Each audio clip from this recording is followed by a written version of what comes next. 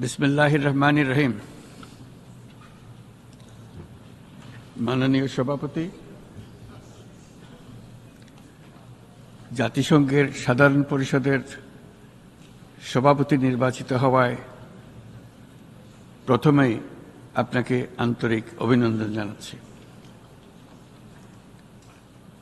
আমি আশ্বস্ত করছি যে আপনার এই দায়িত্ব পালনকালে বাংলাদেশ প্রতিনিধি দল আপনাকে পূর্ণাঙ্গ সহযোগিতা প্রদান করবে। জাতিসংঘের ম্যান্ডেটকে সমুন্নত রেখে বৈশ্বিক সংকটসমূহ নিরসনে মহাসচিব অ্যান্টোনিও গুতারেসের দৃঢ় প্রতিজ্ঞ সাফল্যমণ্ডিত নেতৃত্বের জন্য তাকেও জানাই আন্তরিক সাধুবাদ। সামিট অব দ্য ফিউচার আয়োজনে আমি মহাসচিবের দূরদর্শী ভূমিকার বিশেষ প্রশংসা করছি। সম্মেলনে যে pact for the future and declaration on future generations সর্বসম্মতভাবে গৃহীত হয়েছে, তা এজেন্ডা 2030 পরবর্তী বৈশ্বিক উন্নয়ন কর্মপন্থা নির্ধারণে বিশেষ সহায়ক হবে বলে আমি মনে করি। বাংলাদেশ বিশ্বাস করে যে এই সম্মেলনের অর্জন বৈশ্বিক সমৃদ্ধি অর্জনের জন্য আমাদের সবার অভিপ্রায় ও সহযোগিতা কাঠামো প্রণয়নে দিক নির্দেশক হিসেবে কাজ করবে। এই জুলাই আগস্ট মাসে বাংলাদেশে যে যুগান্তকারী পরিবর্তন সংগঠিত হয়েছে তার প্রেক্ষিতেই আজ আমি বিশ্ব সম্প্রদায়ের এই মহান সংসদে উপস্থিত হতে পেরেছি। আমাদের গণমানুষের, বিশেষ করে তরুণ সমাজের অফুরন্ত শক্তি আমাদের বিদ্যমান রাষ্ট্র কাঠামো ও প্রাতিষ্ঠানিক আয়োজনগুলো আমূল রূপান্তরের এক নতুন সম্ভাবনার দ্বার উন্মোচন করেছে। আমাদের ছাত্র ও যুব সমাজের আন্দোলন প্রথম দিকে মূলত ছিল বৈষম্য বিরোধী আন্দোলন, পর্যায়ক্রমে তা গণ আন্দোলনের রূপ নিয়েছে। এরপর সারা পৃথিবী অবাক বিস্ময়ে দেখেছে কিভাবে সমগ্র বাংলাদেশের মানুষ একনায়কতন্ত্র, নিপীড়ন, বৈষম্য, অবিচার ও দুর্নীতির বিরুদ্ধে রাজপথ ও সামাজিক যোগাযোগের মাধ্যমে দৃঢ়ভাবে রুখে দাঁড়িয়েছিল। আমাদের ছাত্র জনতা তাদের অদম্য সংকল্প ও প্রত্যয়ের মাধ্যমে একটি স্বৈরাচারী ও অগণতান্ত্রিক শাসন ব্যবস্থা থেকে আমাদের মুক্তি এনে দিয়েছে। তাদের এই সংকল্পের মধ্যেই আমাদের দেশের ভবিষ্যৎ নিহিত।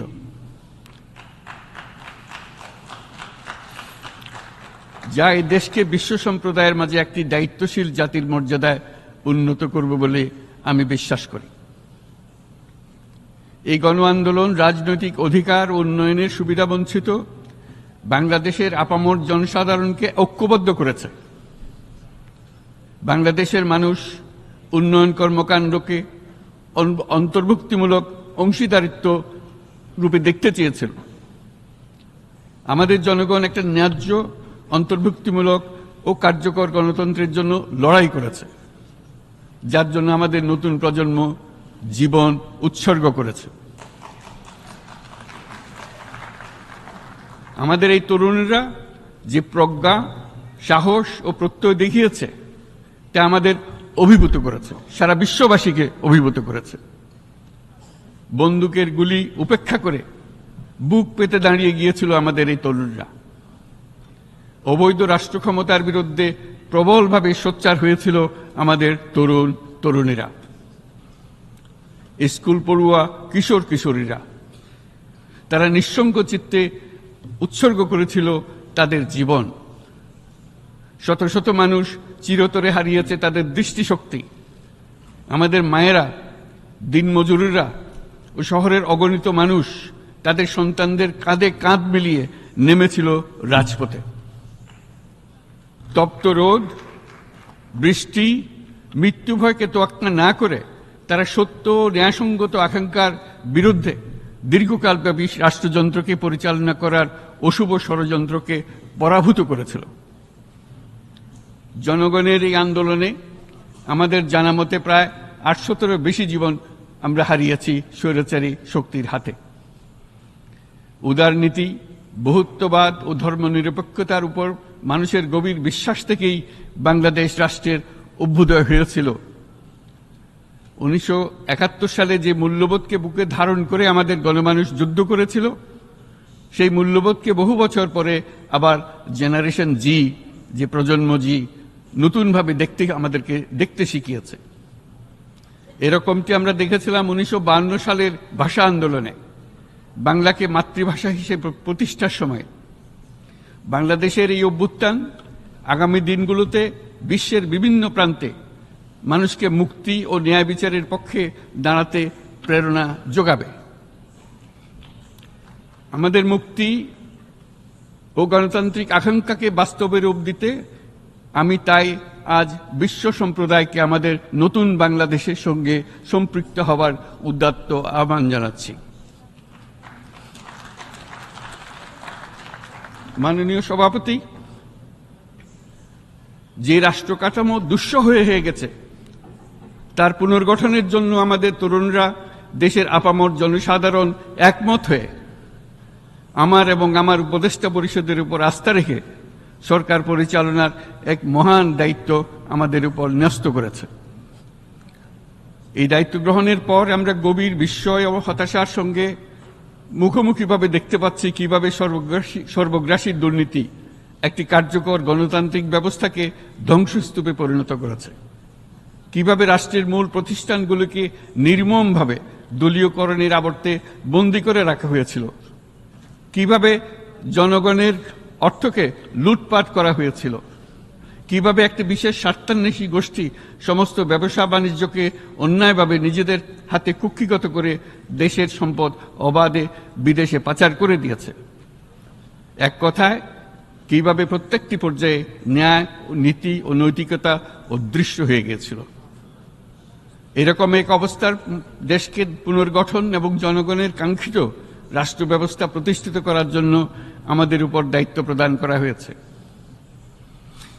অতীতের ভুলগুলোকে সংশোধন করে একটা প্রতিযোগিতামূলক ও শক্তিশালী অর্থনীতি এবং ন্যায়ভিত্তিক সমাজ ব্যবস্থা গড়ে তোলাই এই মুহূর্তে আমাদের মূল লক্ষ্য। বর্তমান পরিবর্তিত পরিস্থিতিতে সকল রাজনৈতিক দল এখন স্বাধীনভাবে তাদের মতামত প্রকাশ করতে পারছে। যে সব ব্যক্তি বা প্রতিষ্ঠান রাষ্ট্রীয় কাজ ও সিদ্ধান্ত গ্রহণ করার প্রক্রিয়ায় সম্পৃক্ত, তাদের প্রত্যেকের জবাবদিহিতা নিশ্চিত করাই আমাদের অগ্রাধিকার। আমরা মানুষের মৌলিক অধিকারকে সমুন্নত ও সুরক্ষিত রাখতে দৃঢ়প্রতিজ্ঞ। আমাদের দেশের মানুষ মুক্তভাবে কথা বলবে, ভয়ভীতি ছাড়া সমাবেশ করবে, তাদের পছন্দের ব্যক্তিকে ভোট দিয়ে নির্বাচিত করবে, এটাই জাতির আকাঙ্ক্ষা এবং এটাই আমাদের লক্ষ্য। বিচার বিভাগের স্বাধীনতা সংরক্ষণ ও সাইবার ডোমেইন সহ গণমাধ্যমের স্বাধীনতা সুসংহতকরণে আমরা প্রতিজ্ঞাবদ্ধ। আমাদের একজন কৃষক বা একজন শ্রমিকের সন্তানও যেন সমাজের সর্বোচ্চ শিখরে পৌঁছতে পারে, সেই লক্ষ্যে বিশালকার অবকাঠামো নির্মাণের বদলে স্বাস্থ্য ও শিক্ষা খাতে বরাদ্দ বৃদ্ধির আমরা গুরুত্ব আরোপ করছি।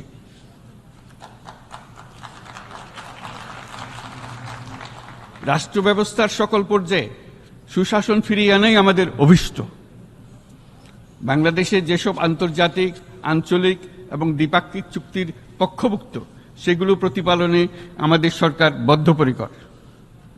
জাতিসংঘ সহ বহুপাক্ষিক বিশ্ব কাঠামোতে বাংলাদেশের সক্রিয় অংশগ্রহণ ও অবদান অব্যাহত থাকবে। পারস্পরিক শ্রদ্ধাবোধ, মর্যাদা ও স্বার্থরক্ষণের ভিত্তিতে বাংলাদেশ বিশ্বের সকল রাষ্ট্রের সাথে বন্ধুত্বপূর্ণ সম্পর্ক বজায় রাখবে। মাননীয় সভাপতি, গত 7 সপ্তাহের মধ্যে আমাদের সরকার বিভিন্ন গুরুত্বপূর্ণ পদক্ষেপ গ্রহণ করেছে। আমাদের অনুরোধে সাড়া দিয়ে জাতিসংঘের মানবাধিকার বিষয়ক হাই কমিশনার বাংলাদেশের গণ আন্দোলনকালে সংগঠিত মানবাধিকার লঙ্ঘনের বিষয়ে বিস্তৃত অনুসন্ধান এবং এইসব বিষয়ে ঘটনার পুনরাবৃত্তি রোধে পরামর্শ প্রদানের জন্য একটা ফ্যাক্ট ফাইন্ডিং কমিশন গঠন এবং তার কাজ শুরু করার জন্য দ্রুত বাংলাদেশে পাঠিয়ে দিয়েছে। আমি তাকে বাংলাদেশের পক্ষ থেকে অশেষ ধন্যবাদ জানাচ্ছি। দায়িত্বভার গ্রহণের 2 সপ্তাহের মধ্যে আমরা গুম প্রতিরোধে যে আন্তর্জাতিক কনভেনশন রয়েছে তাতে যোগদান করেছি।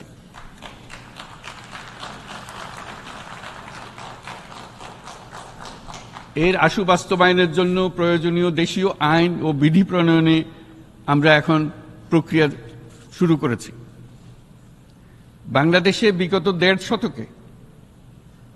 বাংলাদেশে গত দেড় দশকে যে সমস্ত গুমের অভিযোগ রয়েছে সেগুলো তদন্ত করার জন্য একটি তদন্ত কমিশন এই মুহূর্তে কর্মরত আছে।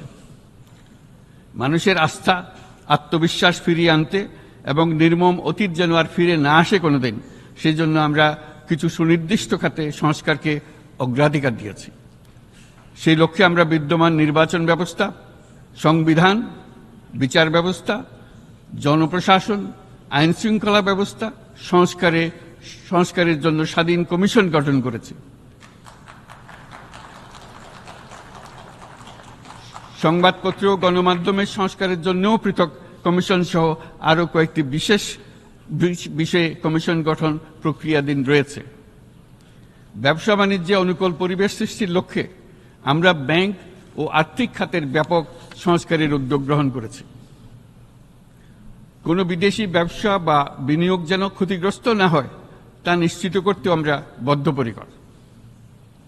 এইসব সংস্কার যেন টেকসই হয়, দীর্ঘমেয়াদে নিশ্চিত করতে এবং অবাধ ও নিরপেক্ষ অংশগ্রহণপূর্বক নির্বাচনের জন্য উপযোগী পরিবেশ সৃষ্টি করতে আমরা কাজ করে যাচ্ছি। গণতন্ত্র, আইনের শাসন, সমতা, সমৃদ্ধি অর্জনের মাধ্যমে একটি ন্যায়ভিত্তিক সমাজ হিসেবে আত্মপ্রকাশের অভিপ্রায় বাস্তবায়নে আমি বাংলাদেশের প্রতি আন্তর্জাতিক সম্প্রদায়ের সমর্থন ও গভীরতর সম্পর্ক গঠন করার জন্য আহ্বান জানাচ্ছি।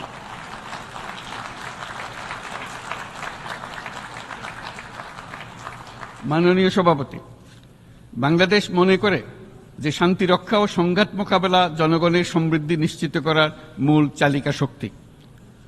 সাম্প্রতিক বিপ্লবকালে আমাদের ইতিহাসের সবচেয়ে কঠিনতম সময়ে জনগণের মুক্তির আকাঙ্ক্ষা পূরণে তাদের পাশে দৃঢ়ভাবে দাঁড়িয়ে আমাদের সাহসী সশস্ত্র বাহিনী সমূহ আরও একবার শান্তির প্রতি তাদের অঙ্গীকার প্রমাণ করেছে।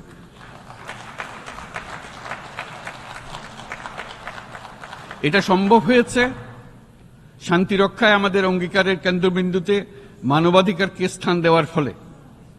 জাতিসংঘের পিস বিল্ডিং কমিশনের সূচনা লগ্ন থেকেই শান্তি রক্ষার মতো শান্তি বিনির্মাণেও বাংলাদেশ সমান অঙ্গীকার ব্যক্ত করে এসছে। আমাদের দিনগুলোতে আমরা জাতিসংঘের শান্তি রক্ষা কার্যক্রমে আমাদের মূল্যবোধ ভিত্তিক অবদানের ধারাবাহিকতা রক্ষা, সমুন্নত ও প্রসারিত করতে বদ্ধপরিকর। জাতিসংঘের শান্তি রক্ষা কার্যক্রমে অবদানকারী তৃতীয় বৃহত্তম রাষ্ট্র হিসেবে বাংলাদেশ এখন পর্যন্ত 43টি দেশে 63টি মিশনে শান্তিরক্ষী প্রেরণ করেছে।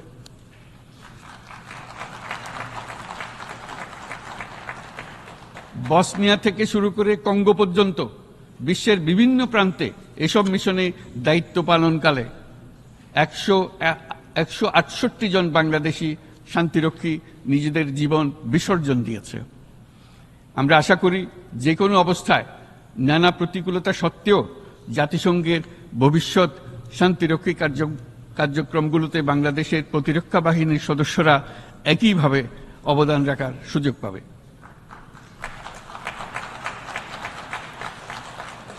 মাননীয় সভাপতি, আমাদের সকলের বাসস্থান এই পৃথিবী বৈশ্বিক অগ্রাধিকারগুলোকে সঠিকভাবে নির্ণয় করতে আগ্রহী। জলবায়ু পরিবর্তন আমাদের সকলের অস্তিত্বের প্রতি হুমকি স্বরূপ। এই গ্রীষ্মে সর্বকালের রেকর্ড ভঙ্গকারী তাপদাহ আমাদের জলবায়ুজনিত পরিবর্তনের কথা স্পষ্টভাবে স্মরণ করিয়ে দিয়েছে। আমাদের যা প্রয়োজন তা হলো জলবায়ু সম্পর্কিত ন্যায় বিচার, যাতে করে দায়িত্বজ্ঞানহীন সিদ্ধান্ত, উদাসীন আচরণ কিংবা এর মাধ্যমে সাধিত ক্ষতির বিষয়ে যারা সংশ্লিষ্ট তাদের দায়বদ্ধ করা যায়। জলবায়ু পরিবর্তনজনিত দীর্ঘমেয়াদী প্রভাবগুলো অপূরণীয় ক্ষতির কারণ হয়ে দাঁড়িয়েছে। আমরা জীব বৈচিত্র্য হারিয়ে ফেলছি, প্যাথোজেনের পরিবর্তনের ফলে নতুন রোগ বাড়ছে, কৃষিক্ষেত্রে চাপ বাড়ছে ক্রমাগতভাবে, পানি সম্পদ ঝুঁকিতে ফেলছে আমাদের বাসযোগ্যতাকে, সমুদ্র পৃষ্ঠের উচ্চতা বৃদ্ধি এবং লবণাক্ততা আমাদের ক্ষতি করছে প্রতিনিয়ত। ঘূর্ণিঝড়ের সংখ্যা ও মাত্রা বৃদ্ধির কারণে যেই ক্ষতি হচ্ছে তাকে উপেক্ষা করার সুযোগ নেই। ক্ষুদ্র কৃষক, প্রান্তিক পর্যায়ে জীবিকা অন্বেষণকারীরা জলবায়ু পরিবর্তনজনিত ঝুঁকির মুখোমুখি হচ্ছে সবচেয়ে বেশি।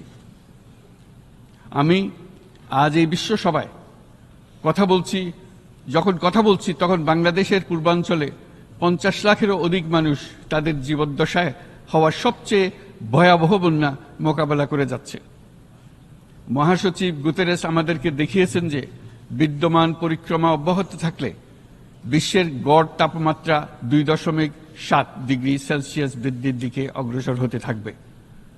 তাই বাংলাদেশের মতো জলবায়ু ঝুঁকিতে থাকা দেশগুলোতে অভিযোজনের জন্য ব্যাপক বিনিয়োগের আহ্বান জানাচ্ছি।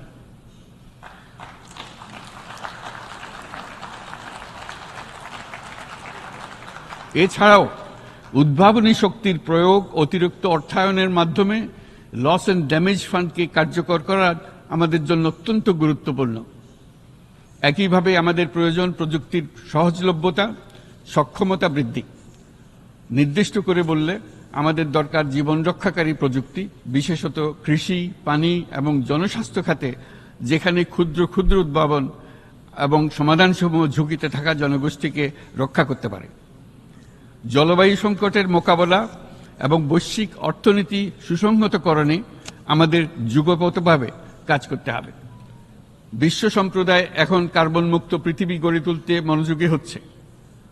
বিশ্বের অধিকাংশ মানুষকে এই ধরনের পরিবর্তনের সুফলভোগী করতে হলে নেট জিরো পৃথিবীর দিকে আমাদেরকে অগ্রসর হতে হবে। বাংলাদেশের মতো দেশগুলোকে সাথে নিয়ে যেতে হবে। তা না হলে পারস্পরিক দায়িত্ববোধের মাধ্যমে পারস্পরিক সমৃদ্ধি অর্জনে আমাদের সার্বজনীন অঙ্গীকার পূরণে পিছিয়ে পড়ব আমরা। এই ক্ষেত্রে আমি বিশ্বাস করি সমগ্র বিশ্ব একসাথে 3-0 লক্ষ্য অর্জনের ধারণা বিবেচনা করে দেখতে পারে, যার মাধ্যমে আমরা শূন্য দারিদ্র্য,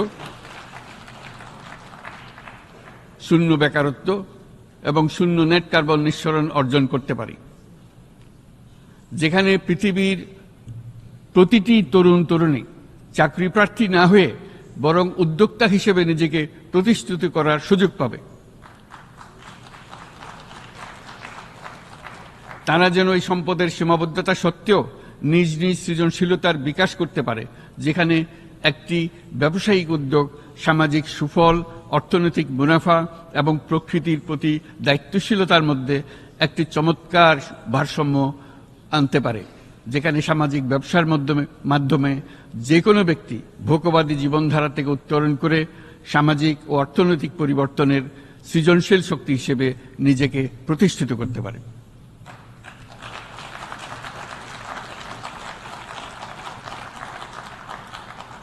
এই সময়ে তাই প্রয়োজন উন্নত উন্নয়নশীল সকল দেশসমূহ এবং বিভিন্ন অংশীদারদের মধ্যে নতুন দৃষ্টিভঙ্গি, নতুন মূল্যবোধ এবং নতুন একতা। সামগ্রিকভাবে এই লক্ষ্য অর্জনে জাতিসংঘ ব্যবস্থা, জাতীয় আঞ্চলিক পর্যায়ে সরকারসমূহ, সকল ব্যবসা প্রতিষ্ঠান, বেসরকারি অংশীজন এবং দাতব্য সংস্থাগুলোকে একসঙ্গে কাজ করতে হবে। আমাদের অর্থনৈতিক কাঠামোতে সামাজিক ব্যবসাকে স্থান দিলেই নিচের অর্ধেকাংশ মানুষের জীবনে তা বিরাট পরিবর্তন আনতে পারে।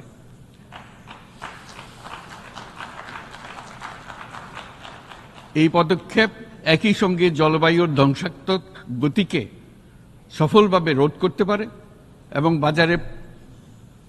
বাজার ব্যবস্থার মাধ্যমেই এই মীমাংসা হতে পারে। এ বিষয়ে আমি মহাসচিব গুতেরেসের বিশেষ দৃষ্টি আকর্ষণ করছি। মাননীয় সভাপতি, বহুমুখী সংকটে জর্জরিত বর্তমান বিশ্বে যুদ্ধ এবং সংঘাতের ফলে ব্যাপক ভিত্তিতে মানুষের অধিকার খর্ব হচ্ছে। বিশ্ববাসীর উদ্বেগ এবং নিন্দা সত্ত্বেও গাজায় গণহত্যা থামছে না।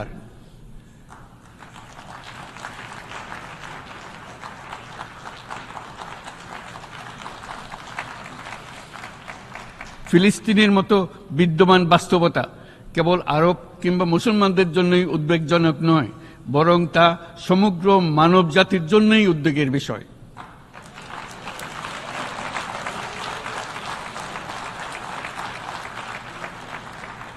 একজন মানুষ হিসেবে প্রত্যেক ফিলিস্তিনির জীবন অমূল্য।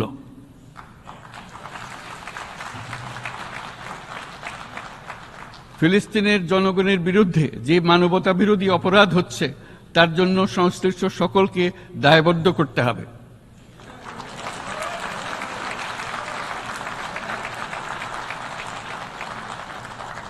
ফিলিস্তিনের জনগণের উপর চলমান নৃশংসতা, বিশেষত নারী এবং শিশুদের সাথে প্রতিনিয়ত যে নিষ্ঠুরতা বিশ্ব দেখাচ্ছে, তা থেকে নিস্তারের জন্য বাংলাদেশ অনতিবিলম্বে সম্পূর্ণ যুদ্ধবিরতির আহ্বান জানাচ্ছে।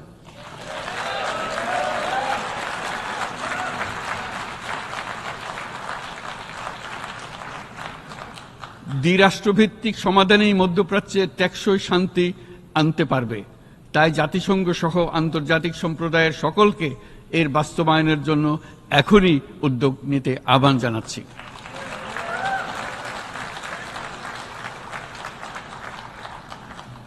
গত 2.5 বছর ধরে ইউক্রেনে চলমান যুদ্ধে বহু মানুষ প্রাণ হারিয়েছে।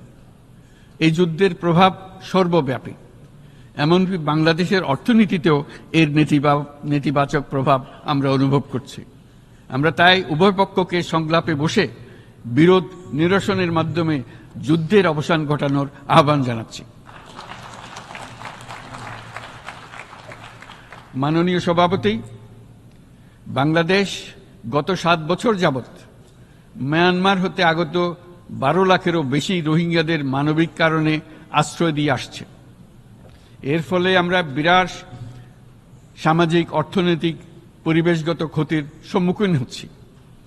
মায়ানমারের অভ্যন্তরীণ সমস্যা থেকে সৃষ্ট এই সংকট বাংলাদেশ ও আমাদের অঞ্চলের জন্য প্রথাগত ও অপ্রথাগত উভয় ধরনের নিরাপত্তা ঝুঁকির কারণ হয়ে দাঁড়িয়েছে। মায়ানমার থেকে বাংলাদেশে বলপূর্বক বাস্তুচ্যুত রোহিঙ্গাদের সহায়তা করতে আমরা অঙ্গীকারবদ্ধ। আমরা রোহিঙ্গাদের জন্য মানবিক সহায়তা কার্যক্রম চালু রাখা এবং তাদের টেকসই প্রত্যাবর্তন নিশ্চিত করার উদ্দেশ্যে আন্তর্জাতিক সম্প্রদায়ের পর্যাপ্ত সহায়তা অব্যাহত রাখার আহ্বান জানাচ্ছি। রোহিঙ্গাদের সাথে সংগঠিত হওয়া ব্যাপক ভিত্তিক মানবাধিকার লঙ্ঘনের জন্য আন্তর্জাতিক বিচার আদালত এবং আন্তর্জাতিক অপরাধ আদালতে চলমান বিচার প্রক্রিয়ার মাধ্যমে ন্যায় বিচার নিশ্চিত করাও সমানভাবে গুরুত্বপূর্ণ। রোহিঙ্গারা যাতে নিজ দেশে স্বাধীন এবং মর্যাদাপূর্ণ জীবনযাপন করতে পারে, সেই লক্ষ্যে অনুকূল পরিবেশ তৈরিতে জাতিসংঘ অন্যান্য আন্তর্জাতিক প্রতিষ্ঠানের ধারাবাহিক প্রচেষ্টার প্রশংসা দাবিদার। এই লক্ষ্যে রোহিঙ্গারা যাতে পর্যাপ্ত নিরাপত্তা ও অধিকার নিশ্চিত করে তাদের নিজ ভূমি রাখাইনে ফিরে যেতে পারে, তার পথ সুগম করা অত্যন্ত দরকার। মায়ানমারে প্রতিনিয়ত পরিবর্তনশীল অবস্থা বিবেচনা রেখে বাংলাদেশ আন্তর্জাতিক সম্প্রদায়ের সাথে একযোগে রোহিঙ্গাদের নিজ দেশে মর্যাদাপূর্ণ টেকসই প্রত্যাবর্তনের জন্য পরিবেশ সৃষ্টিতে কাজ করতে প্রস্তুত।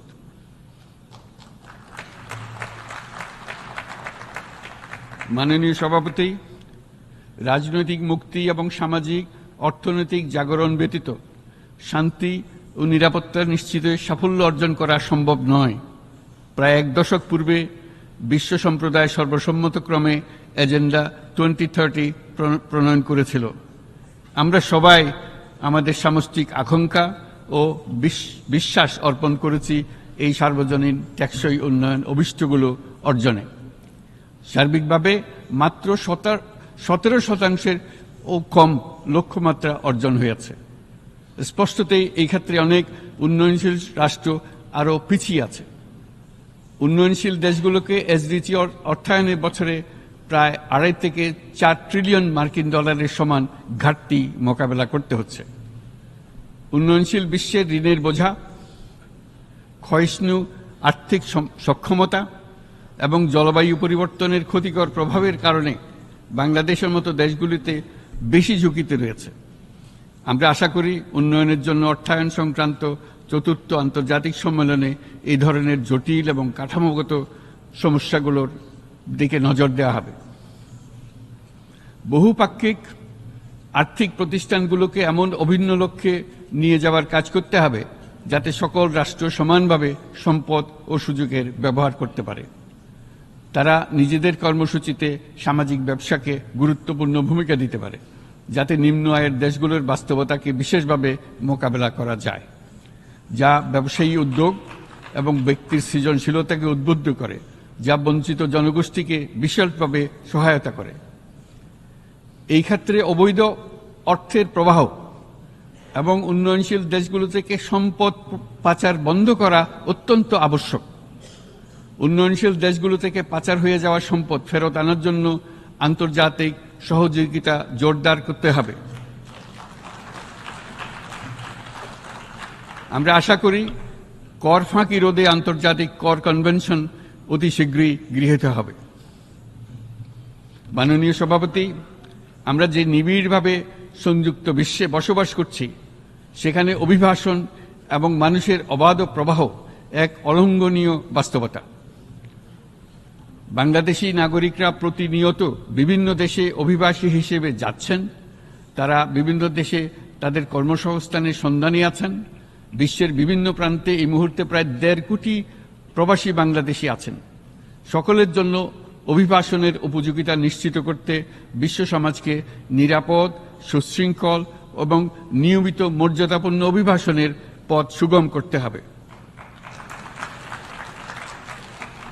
আন্তর্জাতিক সম্প্রদায়কে অভিবাসীদের মানবাধিকার এবং তাদের প্রতি মানবিক আচরণ নিশ্চিত করতে হবে।